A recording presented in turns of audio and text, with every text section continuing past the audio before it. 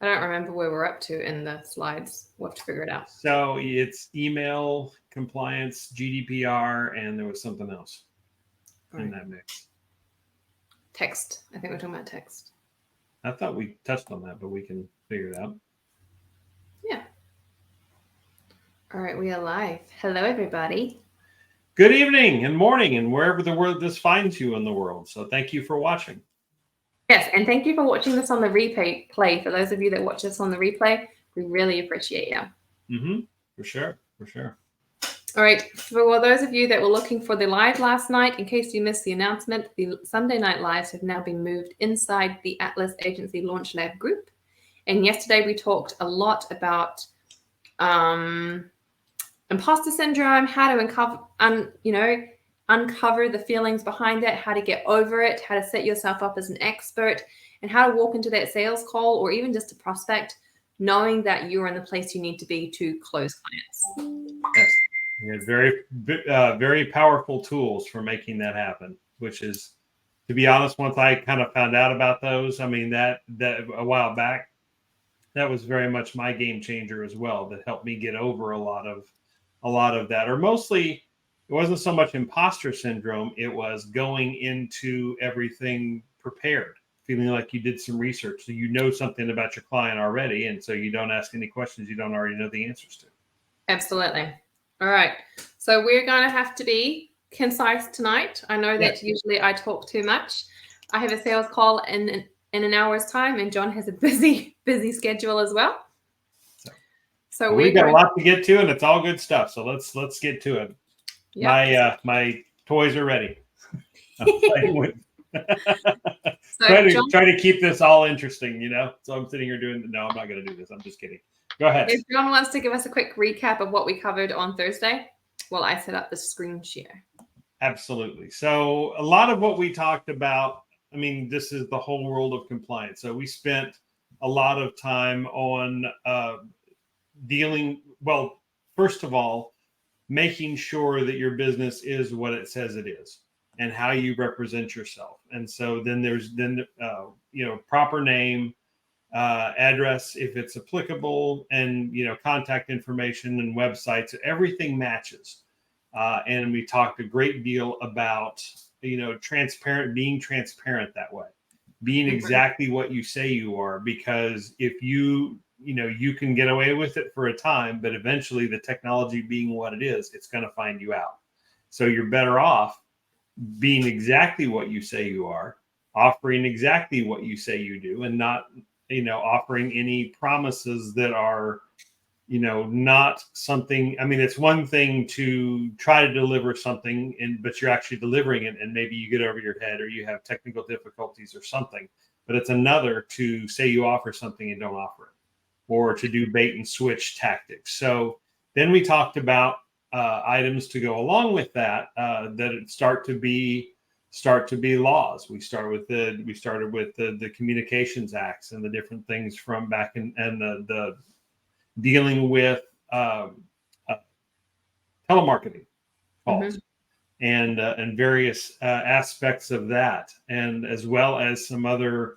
We touched on a few of the rules that are in the state or the country that you're marketing to, not necessarily the one you are marketing from.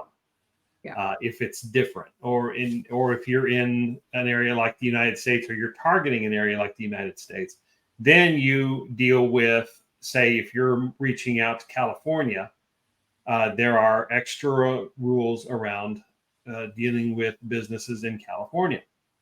And at the end, we got to talk a little bit about the very hot button at the moment, and that is SMS, text message compliance, and what's going on there with regard to that, because there have been some other deadlines now imposed. July 5th was the original one. It is obviously come and gone at this point in the live.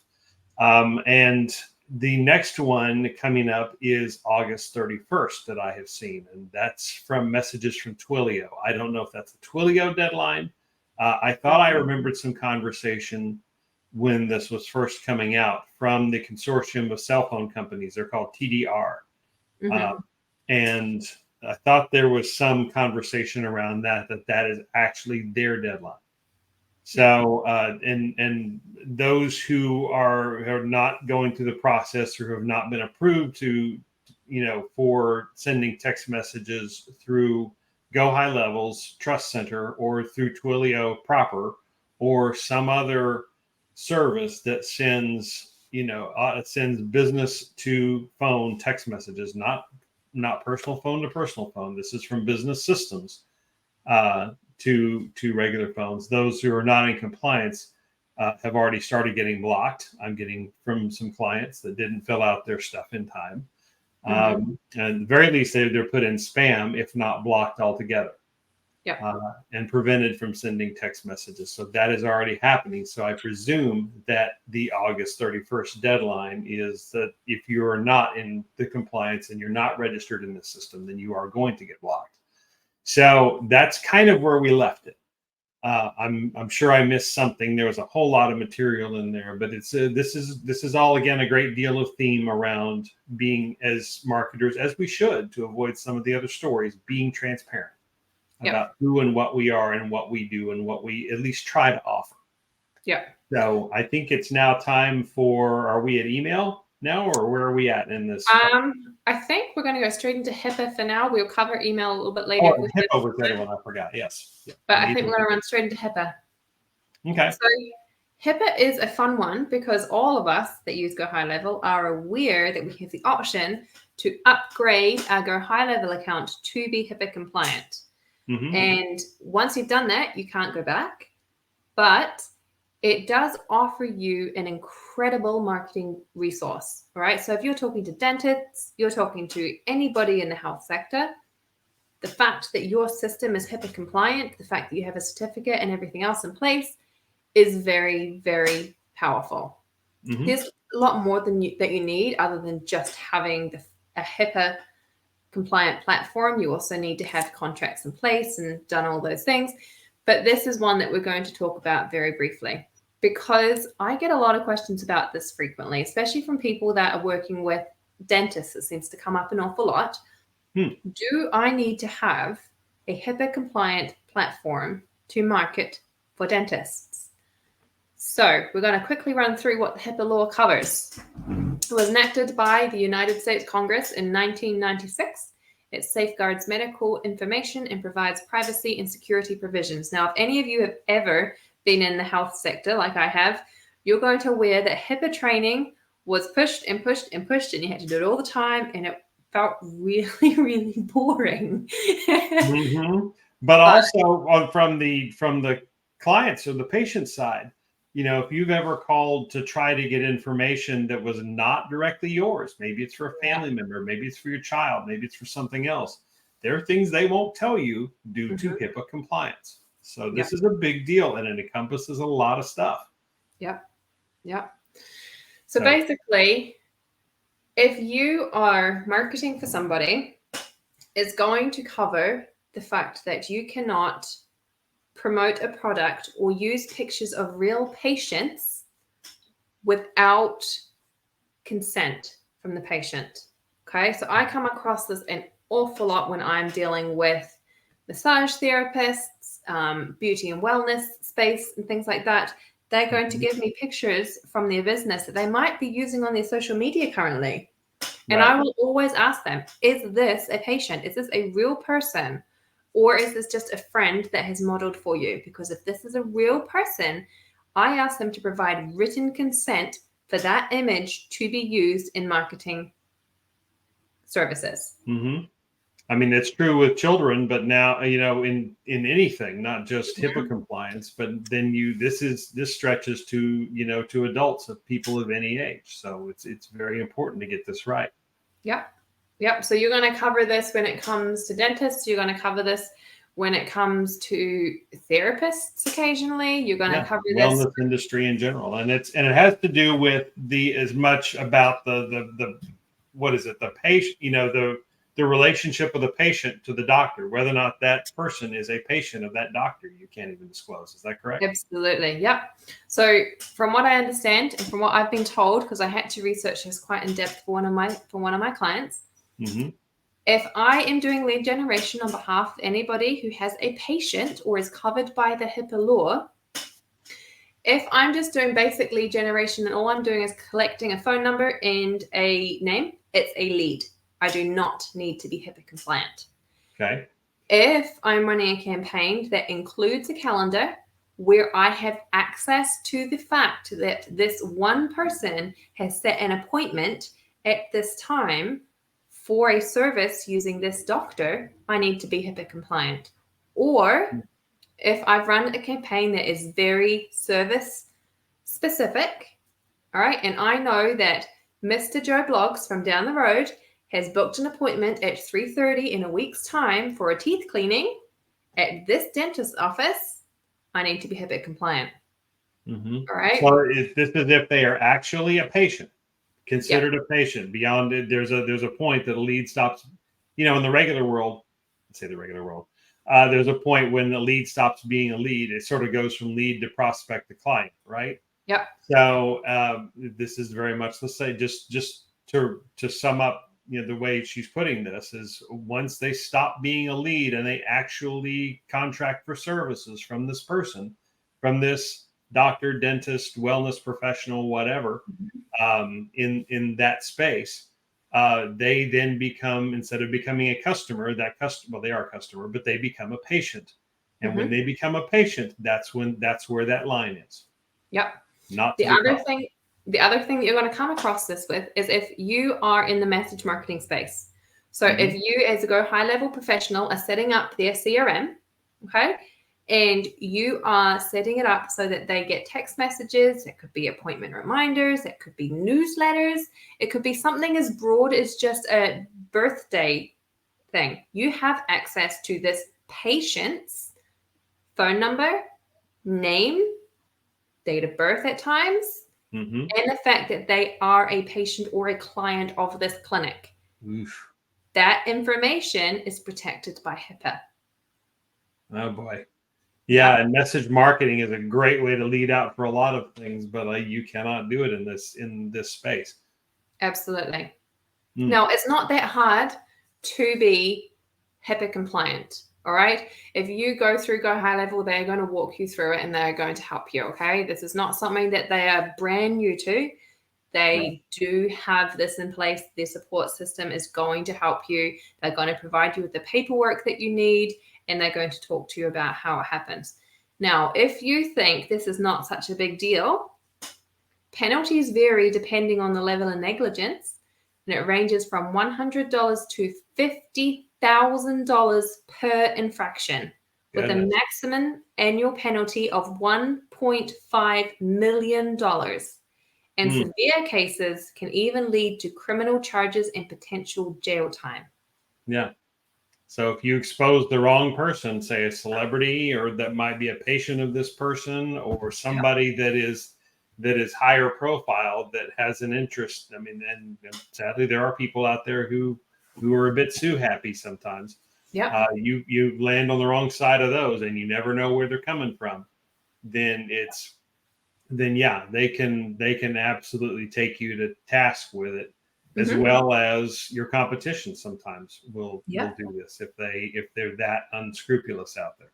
Yep. The other thing to consider about this is that if you're running an agency and you have more than one team member, if it's not just you, then you need to be aware that any information you're talking to any team member about, or any information that you're exposing a team member to that could fall under the umbrella of HIPAA, could be an infraction if they have not been brought in underneath the agreement that you have in place. So you don't want to just pick up the phone and be like, "Hey, I just booked this call for this new dentist," because we're all very tempted to do that. I just booked a call, and this person is going to have a cleaning, and that's my 16th appointment that I booked, and that's so exciting. You're breaking the law. Yeah. Yeah, you're breaking the law. That's there's so many things to consider when it comes to being a reputable marketing agency, and HIPAA is one of those big ones. Are there particular aspects of wellness? I mean, we talk about the barrier crossing from a lead to a patient. Are there circumstances in, say, different aspects of wellness, say like, I don't know, one or the other, like a yoga studio or a gym, that don't fall under are there ones that don't fall under this particular area, but yet other aspects, say, of wellness do? So from what I understand, now this is just my understanding. I've not actually done incredible research into this, but my understanding is that if you are advertising on behalf of a gym, that does not fall under compliance. If you are advertising for nutritional plans or anything for somebody that provides that kind of input into somebody, then it does fall under HIPAA compliance. Wow. Yeah, but that's my understanding. And if I'm wrong, somebody please tell me, because it would take a huge burden off me. better than that. I mean, if there is everybody is out there doing research mostly for their own survival, because that's when you do the best research, right? Yep. When you have to solve a problem that really impacts you, instead of just static research. If people come across good resources that really define those HIPAA categories, then that would be good to share in this space. Comment on this 100%. live. Yep, I would love that. So it would help all of us. Yeah, a little bit about me is my background is in disability services, and I moved here from New Zealand.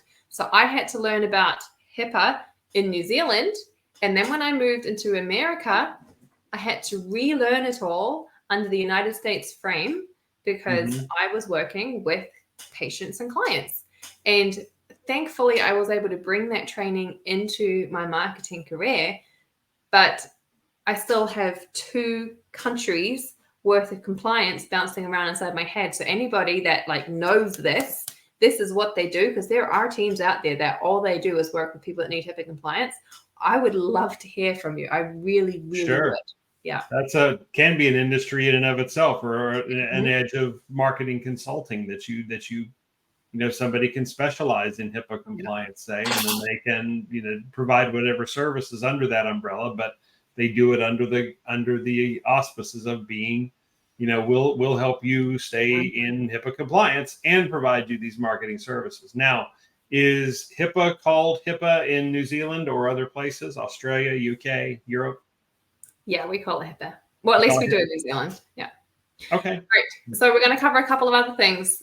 We just talked about message marketing. The other part that we didn't talk about is that often, as you saw when I talked about my email scripts, we use reviews inside of emails. Right. Or when we run review management. Okay. If you're working with a client that falls under the HIPAA umbrella, you need to have obtained explicit permission before using patients' information in emails or for reviews. Right? You might think that it's as simple as, they left a review, it's perfectly fine, I can use this. The wording that you need to use about requesting that review and explaining to them that their name is going to be there, telling the world that they are a patient of this psychiatrist, needs to be extremely clear. Yeah. But doesn't that happen? Not that everybody would jump out there and declare themselves as patients of certain doctors, for their own whatever. But like if somebody does a Google review or, some other, very public site out there, let alone getting into the emails. Yeah. So from what I understand, if you are actively requesting it, then you need to have you should always have a privacy policy whenever you're requesting somebody to leave a review, but you need to have an ironclad privacy policy that basically gives the company and you as a marketer permission to use their patient health information on a public forum. Okay. Yeah. So I'm not sure what happens if I just went and put it into Google and says, hey, Mr. Google, I went to this dentist today. I'm pretty sure I don't get a specific message pop up. I just know that as a marketer, you are held responsible for making sure you have the information. Yeah. Okay. All right. The other thing is those of you that do websites. If you're building a website for somebody that falls under the HIPAA umbrella and it collects, stores, or transmits patient health information data, you have to ensure that it's encrypted through forms. You have to employ encrypted servers offsite with backup. You have to include a HIPAA privacy policy and involve a compliance officer or team to secure their website when you're doing SSL. And usually I don't want to say get around that, but to accommodate that, there are services that do that. So when you see on somebody's front page, the login, you're not logging into their WordPress website. You're actually it's a link to whatever service that is. And they handle that for them. Yeah. So it's not hard to find. There are plenty of services out there that offer HIPAA compliance and take a lot of that responsibility off your shoulders. Right. So, which is why we're not going to go into it too deep. But we are just going to point out a few of the areas that you need to stop and think, okay, is the platform I'm using or the process I'm using falling under HIPAA compliance? Mm-hmm. Yep. So in conclusion, healthcare marketers must prioritize HIPAA compliance while leveraging digital marketing strategies.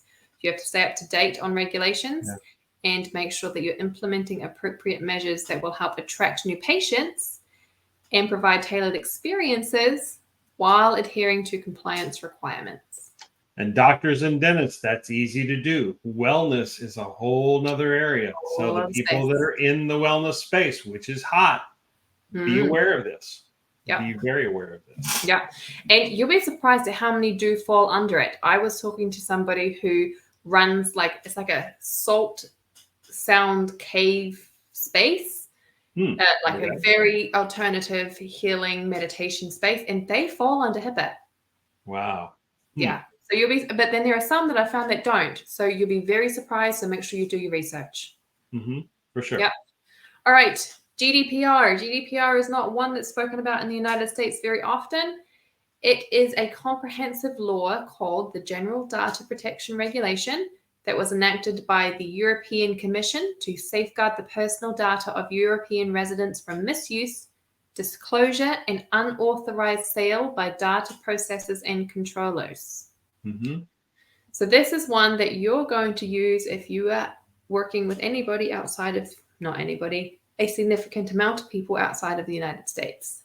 All right. And it's built on 7 fundamental principles that guide its implementation: lawfulness, fairness, and transparency, purpose limitation, data minimization, accuracy, storage limitations, security, and accountability. Yeah, this is very broad, and that's why you see them going after on the basis of GDPR now. Microsoft and Google and Facebook. And I mean, so this starts at the top and goes all the way down. So this is very comprehensive. Yeah, it is incredibly involved. All right. Mm-hmm. There are things that you can do. There are things that you can't do. There are things that you can do sometimes, things that you can't do other times. It's incredibly involved, and we're not going to have time to talk about it. We do talk about it in depth in the Atlas Agency Launch Lab, but I just wanted to bring it to you guys' attention that this law exists, and this law is very strictly enforced. So you need to be careful. And it's expanding outside of Europe too, right? Oh yeah. Yeah. Other countries are starting to enforce it as well. Yeah. Or it's a good set of standards for them. So they're, where they don't have any, it's just easier for them, say, to adopt that standard instead of trying to do some others, so they're going with a little bit of the more restrictive. Yeah. Because it's already laid out in place. All they have to do is say, all they have to do is I'm going to enforce this. Okay. Yeah. This is our country's going to comply with this too. Okay. No problem. Yeah. And it's not the most restrictive, but it is one of the most restrictive and well enforced legislations out there. So it's definitely something that you need to be aware of. Right. All right. So we speak a lot about cold outreach and client acquisition and everything else. And one of the things that we promote is cold outreach email. So we're going to take a minute to talk about that. How many of you know about the CAN Spam Act? I know that doesn't mean, yes, you can spam people. Doesn't mean that stuff you buy from the store either. Yeah. It's not that fake meat. Right. Pork, shoulder, and ham. Yeah. It's a law that sets the rules for commercial email and establishes requirements for commercial messages. It gives the recipients the right to have you stop emailing them, and it spells out some pretty tough penalties for violations. Now, and where is this effective? What part of the world? United States? United States, yeah. Okay. Yeah. And from what I'm aware of, don't quote me on this, I realize everyone's going to be watching this thing and think I'm an idiot if I'm wrong. From what I'm aware of, this is much more rigorously enforced on the west coast of the United States. Right. And it's particularly now California and others, yes, are following them. Yeah. But they are now in the last, say, year, really starting to ramp up and enforce some of this. And 100%. These have been around a while. I mean, you've seen unsubscribes on emails for a long time. And the process to go through with with complying with that if somebody does click the unsubscribe and what happens. But this has gotten particular attention in very recent times for some reason. Yeah. And it surprises me once you become aware of the compliance laws and once you start practicing it, how easy it is for you to notice things that are outside of the compliance. So I will get cold email messages, and it takes like 2 seconds for my brain to be like, oh, this isn't compliant. And it's more of a concern thing. So once you know this law, it's going to just become just regular, oh yeah, this is what you do, is how you tie your shoes kind of situation. So don't overthink this. You just need to be aware of it and implement it, and it becomes second nature. And it's very similar to the text message thing we talked about before. Yeah. It's giving somebody a chance to opt in is a little different if you're cold emailing somebody like that. It's just not as much done. And so not enforced, not a big deal. But the trick though is the unsubscribe and making sure that's visible. And making sure it's very useful, and most importantly, making sure that if somebody clicks the unsubscribe, they actually get unsubscribed. Yeah, and that's the thing that I think a lot of these. Well, it's two areas is what I see. I don't know about you, but it's one is actually having the unsubscribe in a place that it's obvious, that it's exactly what it is. They're required to have that on there to do it right. Yeah. It's got to be somewhere, and it's got to be, intuitive as to what it is.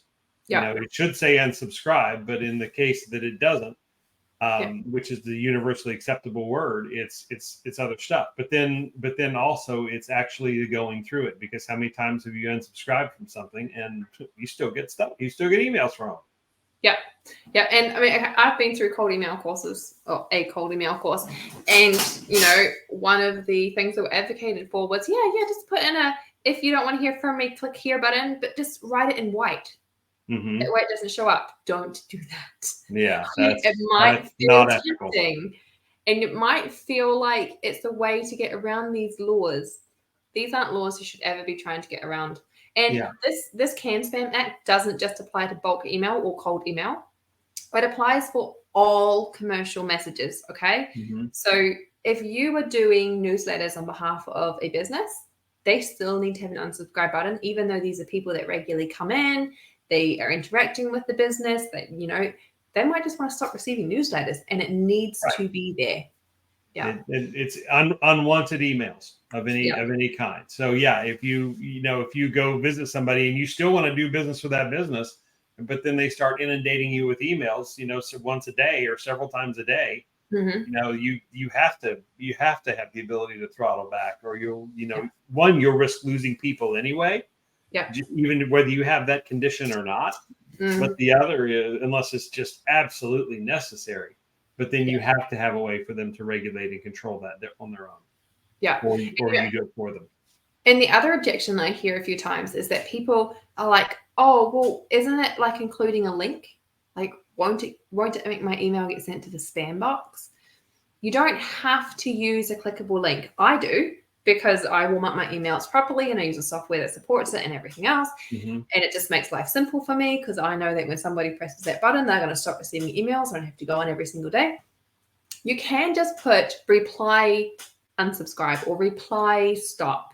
Okay. It doesn't have to be a button, but there does have to be a way to stop receiving messages. Right. And most of the big message platforms, Go High Level doesn't do this unless you add it, but it certainly has the capability if you do. But the MailChimps and the Constant Contacts of the world, they almost require this already for you. And they have the link, and they have everything set up, and they know what it means.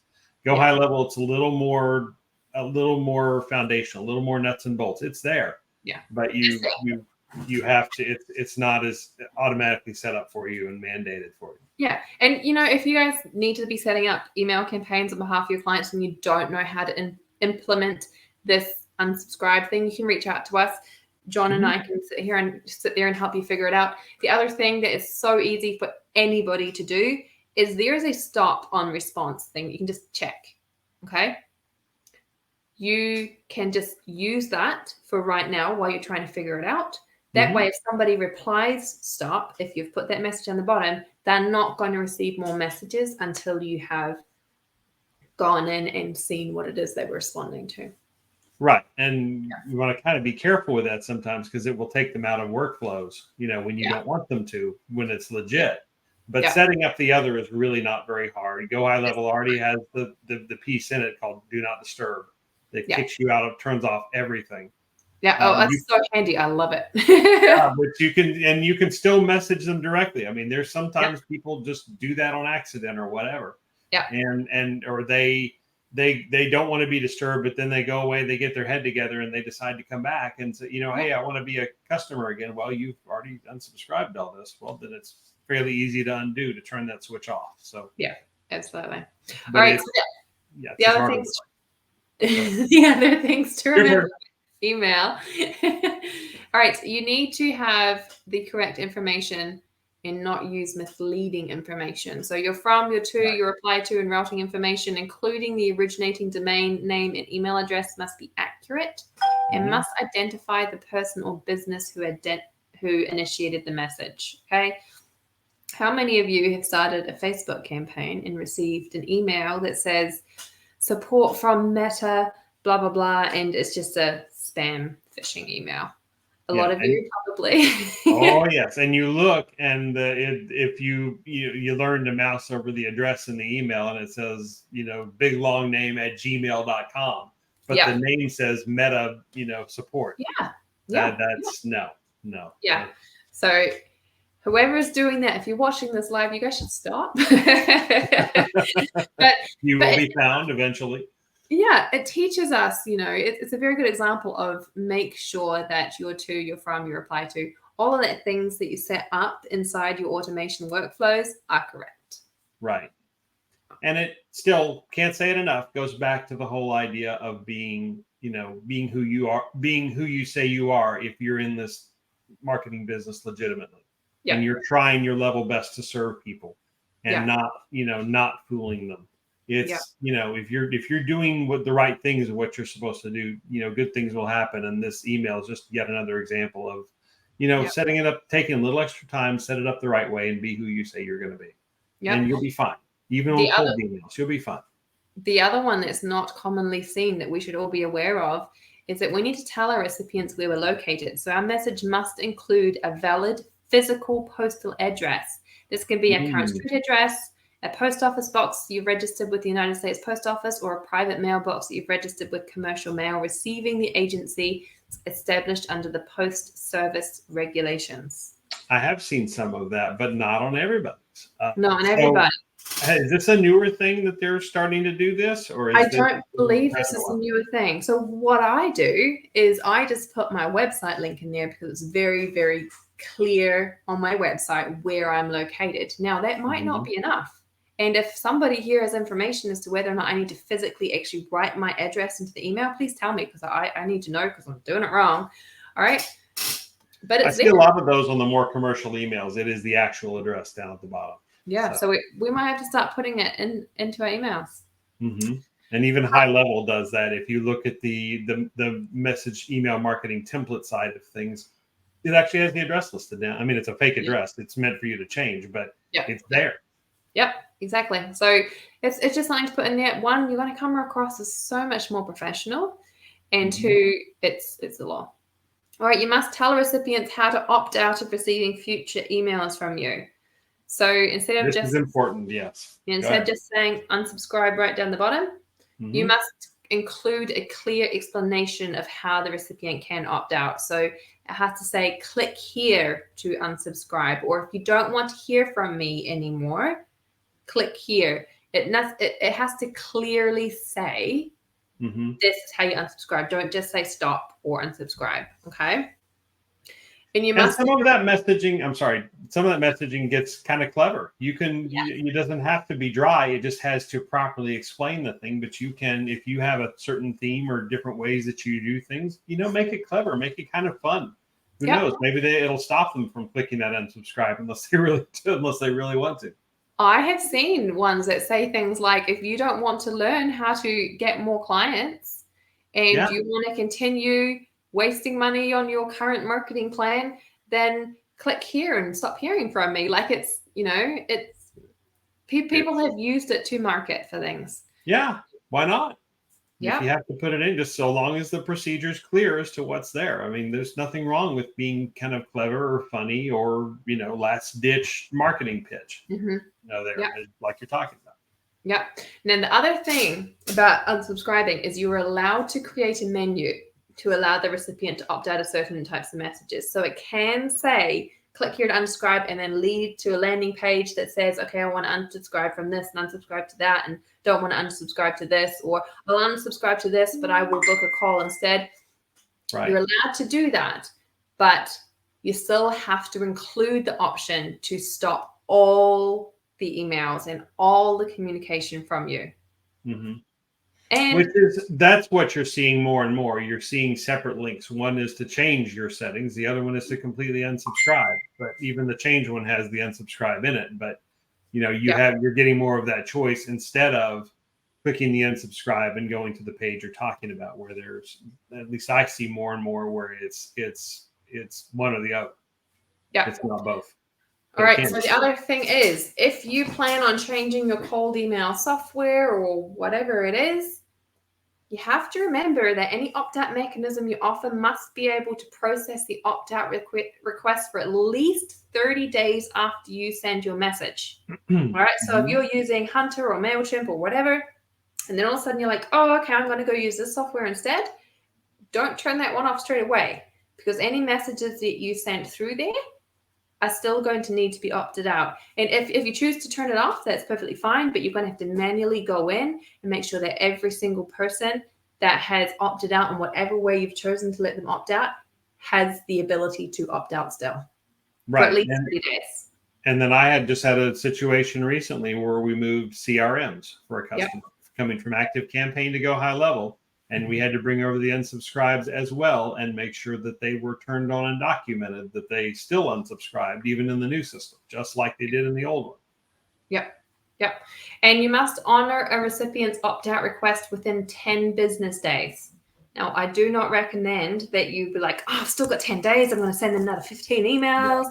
It's not going to work. It's just going to frustrate people. They're going to tell somebody else and leave a bad name out there for you. Just off them out. You will do more damage than you do good. Yeah. You're not going to change their mind if they're ready to unsubscribe. Just let them go, and then when they come back, deal with it then. It's like leaving a company. If you don't want to leave that person around spreading bad whatever, just let them go. Yeah. All right. This one here, it might seem like a no-brainer that you can't charge a fee, or you can't require the recipient to give you any personally identifying information beyond an email address, or make the recipient take any step other than sending a reply email or visiting a single page on the internet website as a condition for honoring an opt-out request.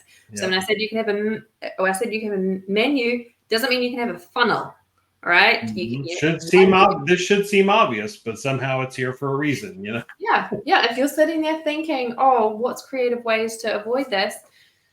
There's not that many. There's creative ways to comply with it, but not many to avoid it, and there should not be any avoiding it. All right. Once people have told you that they don't want to receive any more messages from you, you cannot sell or transfer their email addresses, even in the form of a mailing list. The only exception is that you may transfer the addresses to a company that you've hired to help you to comply. All right. Okay. So if you're sitting here with a bunch of your colleagues that all run agencies and be like, oh yeah, okay, well, here's some really big fish guys. They asked me to stop sending them emails, but you guys could probably, don't do that. You're not allowed to do that. Okay. And that company you pass it off to needs to, that's helping you to comply, needs to honor the unsubscribe as well. Yeah. All right. And do that. You need to monitor what others are doing on your behalf. So if you have freelancers, employees, contractors, anybody, you need to make sure that whoever is handling your emailing is complying with the law. You cannot contract away your legal responsibilities to comply with the law, because both the companies whose product is promoted in the message and the agency that's promoting that message will be held legally responsible. That's right. That's very true. And right, you're ultimately responsible for your people as well. So, I mean, no matter if they're contracted or not, they're doing business under your umbrella. So, all right. So tools for success. John's going to walk us through a couple that are sitting within Go High Level right now. Well, yeah. First of all, there is Go High Level, and we can do the whole big screen sharing, checking everything out another time. But one of the things that it does with Go High Level, if you haven't really explored this, it might be worth your time, and that is SMS verification and email verification. Now, that's different than compliance. Okay. Yeah. That's very different than compliance. And other softwares offer this too, particularly the mail ones will offer this as well. So this is a way that it will pre-check for you, and it does cost. It's like 0.000075 or whatever. It's some very low number. I mean, I guess it ultimately adds up. Yeah. And but it's not terrible, unless it's only really a problem if you're doing cold email. Then it can get expensive, or cold, outreach of that kind, and you want to use the service. But what it does is, first of all, you have to be on the LC system, on the Lead Connector system, LC phone, LC email. Never mind that LC phone goes through Twilio, and never mind that LC email goes through Mailgun. Okay, they put this front end in front to help you. And then they can offer this service, and it's really through those other companies, and they're managing it for you. So you can turn these on. They're check boxes. They're both at the agency level. You can turn on. I think it's the LC phone. You can turn it on for all your accounts from the agency level. And then you can actually go into if you've selected this, you can actually go into the business profile page of a particular of your client that you want to activate these for, and scroll down. It's on the right-hand side. There's a whole series of checkboxes, and they are things like remove email if it comes back as invalid, remove the email from a contact, which is very handy. Because what's starting to happen now, this has already happened to one of my clients, is they got shut down by the system by Mailgun through LC email, because they had too many bounce rate. It was a sub account of my client who was sending out messages. Most of them the client does on their behalf. They go into their sub account and they send out these messages on their behalf. So it is and they were getting too many bounce backs.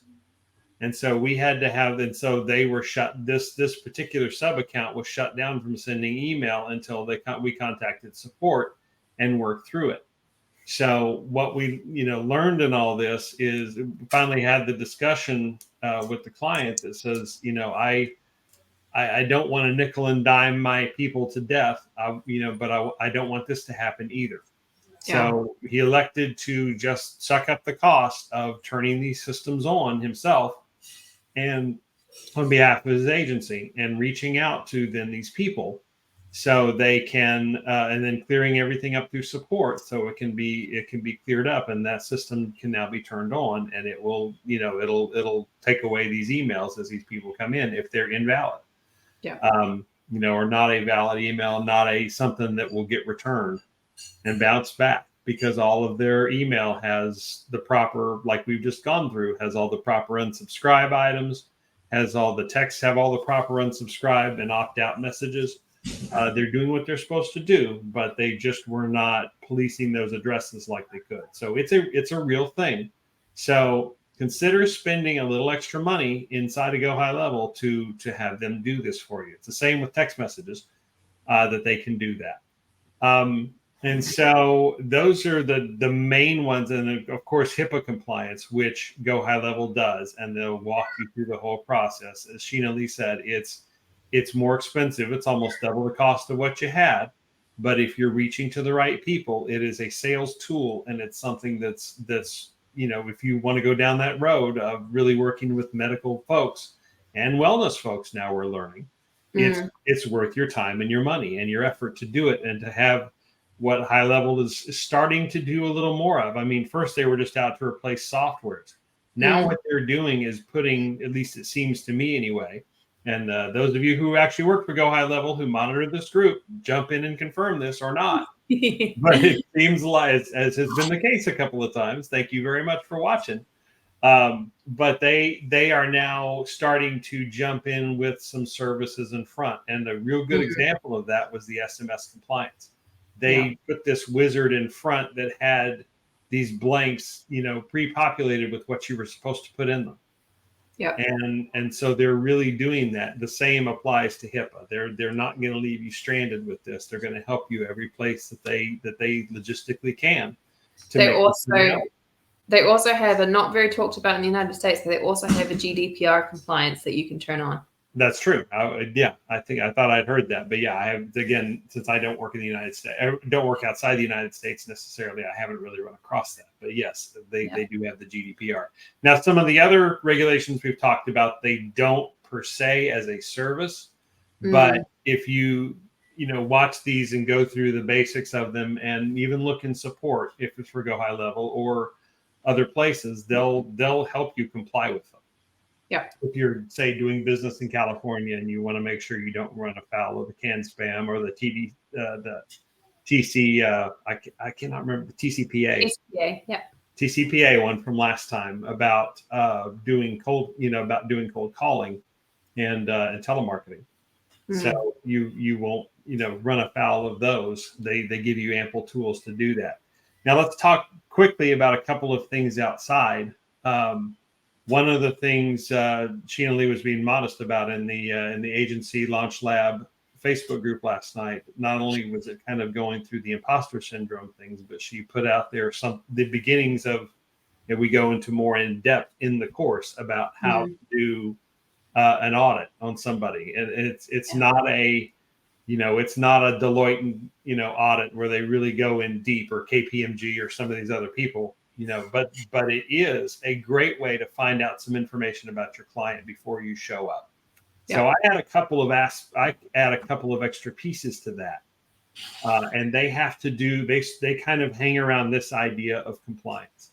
So I can't always look at their text messages, of course, but what I can check is if a domain is blacklisted. If they've got a mark on them, it is actually published in places. If they're doing email and that email is getting, those are getting too many return. That's why they had with my client, that was a preemptive strike on Go High Level and Mailgun's side to say, hey, you need to fix this or you are going to get blacklisted. You're not yet, but you are.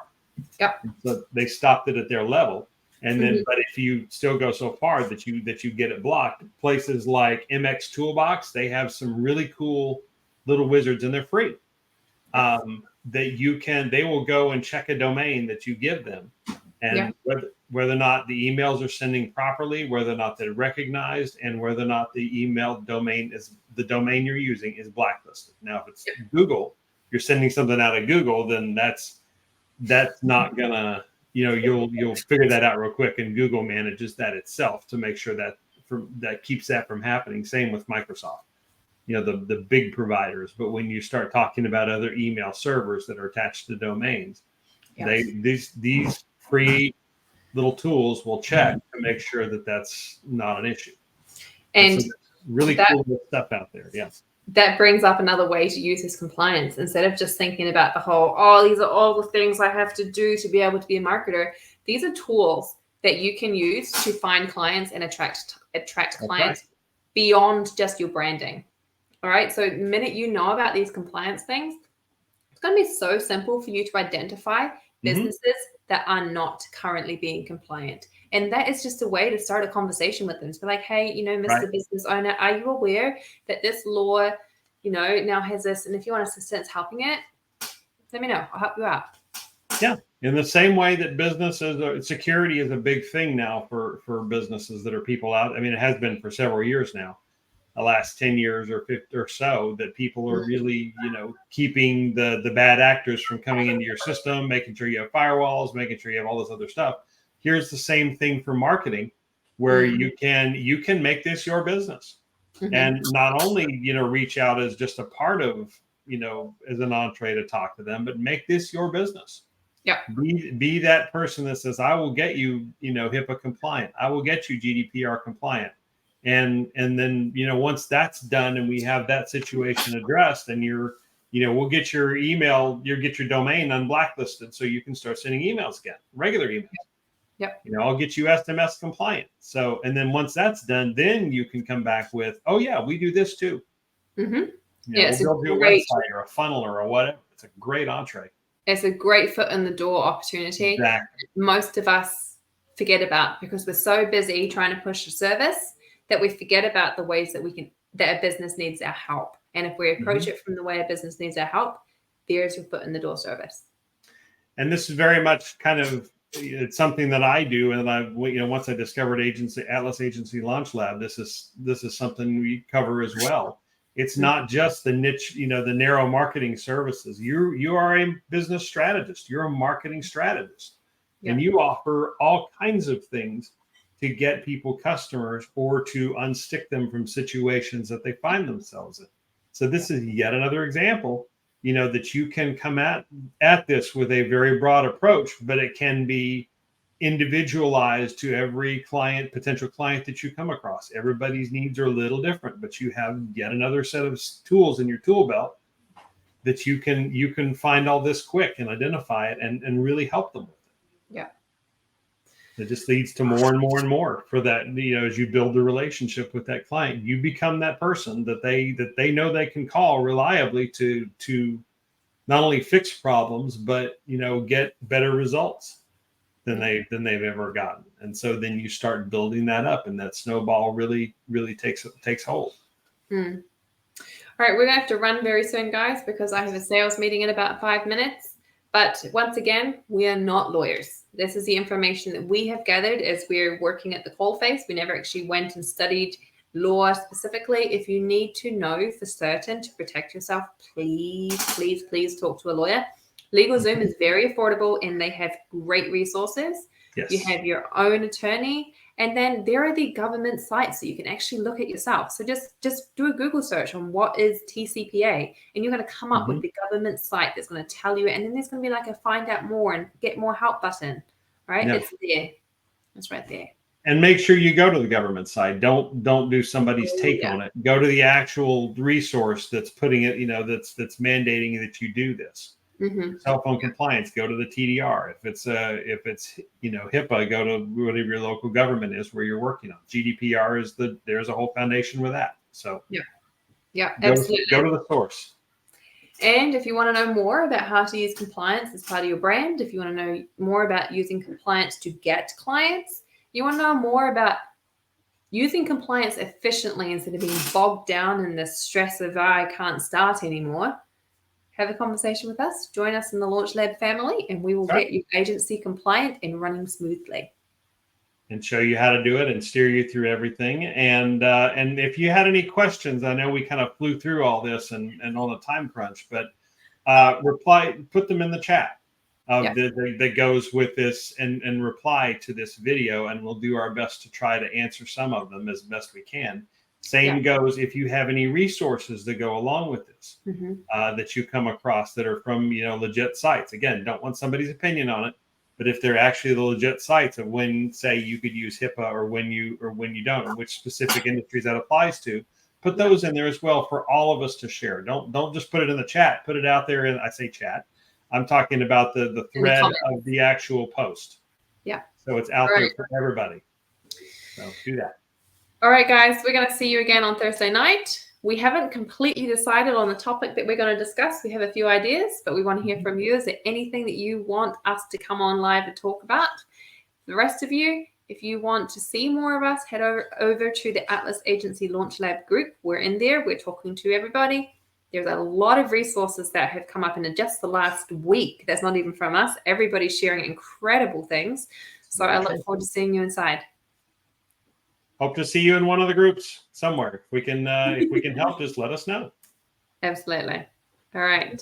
We'll see you on Thursday night. You sure will.